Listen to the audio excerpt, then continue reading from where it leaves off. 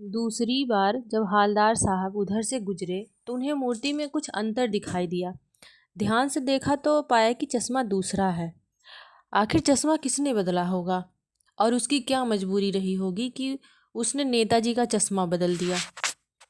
नमस्कार, चलिए आज की कहानी पढ़ते हैं, नेताजी का चश्मा।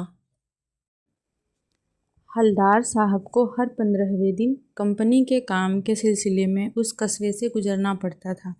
कस्बा बहुत बड़ा नहीं था जिसे पक्का मकान कहा जा सके, वैसे कुछ ही मकान, और जिसे बाजार कहा जा सके वैसा एक ही बाजार था।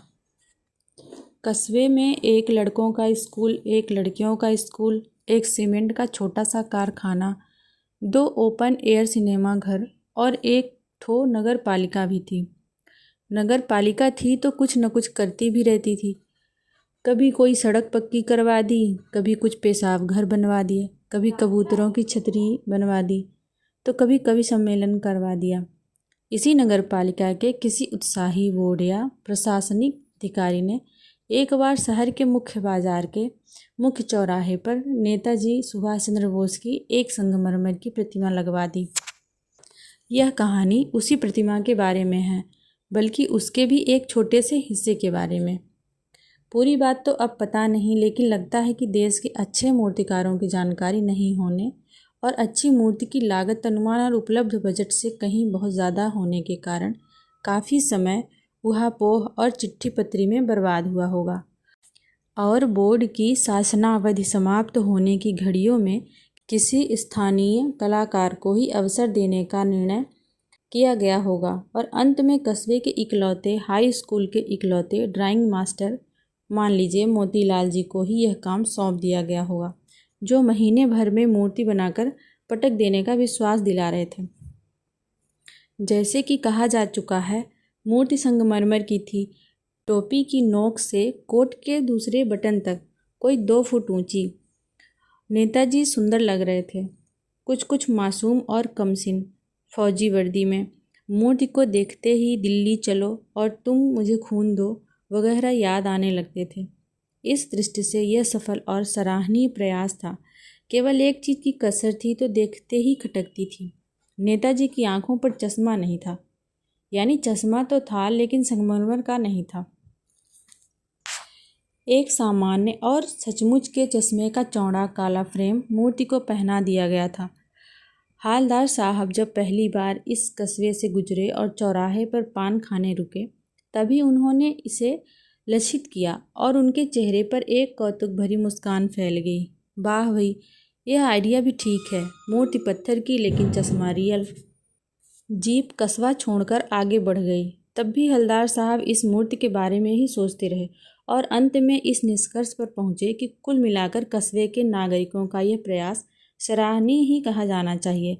महत्व मूर्ति के रंग रूप या कद का नहीं, उस भावना का है, वरना तो देशभक्ति भी आजकल मजाक की ही चीज़ होती जा रही है।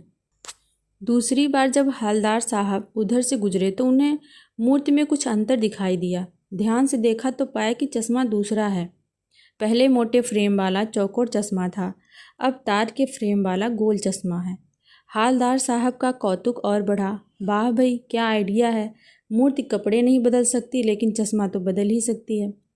तीसरी बार फिर नया चश्मा था। हालदार साहब की आदत पड़ गई हर बार कस्बे से गुजरते समय चौराहे पर रुकना, पान खाना और मूर्ति को ध्यान से देखना। एक बार जब कौतूहल दुर्दमनीय हो उठा तो पान वाले से ही पूछ लिया, क्यों भाई, क्या बात है, ये तुम्हारे नेताजी का चश्मा हर बार बदल कैसे जाता है।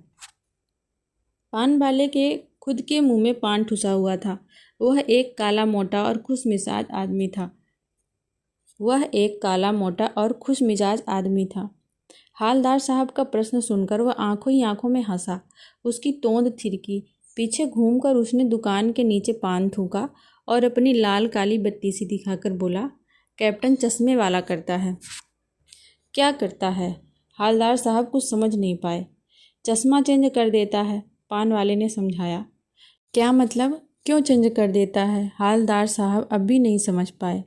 कोई गिराक आ गया समझो, उसको चौड़े चौखट चाहिए तो कैप्टन किधर से लाएगा, तो उसको मूर्ति वाला दे दिया, उधर दूसरा बिठा दिया। अब हालदार साहब को बात कुछ कुछ समझ में आई। एक चश्मे वाला है जिसका नाम कैप्टन है। उसे नेताजी की बगैर चश्मे वाली मूर्ति बुरी लगती है, बल्कि आहत करती है, मानो चश्मे के बगैर नेताजी को असुविधा हो रही हो।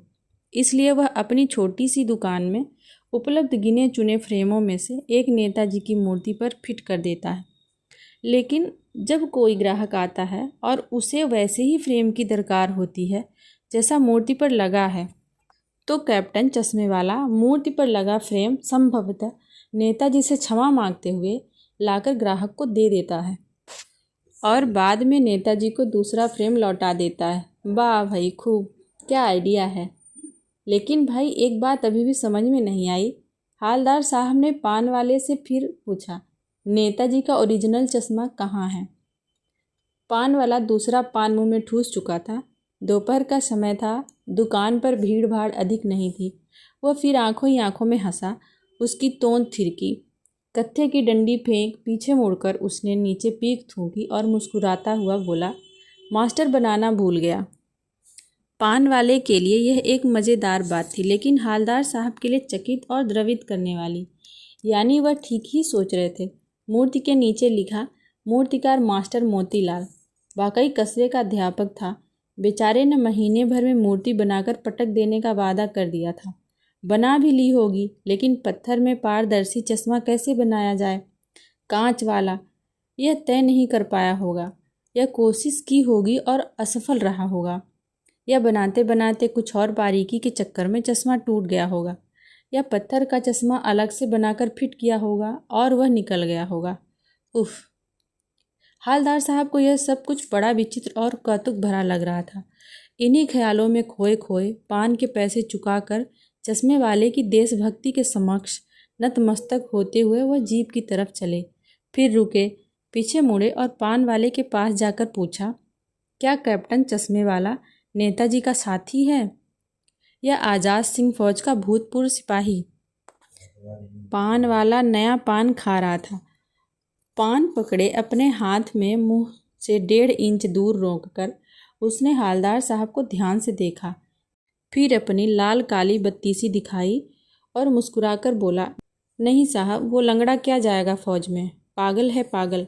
वो देखो, वो आ रहा है, आप उसी से बात कर लो, फ़ोटो वोटो छपवा दो उसका कहीं।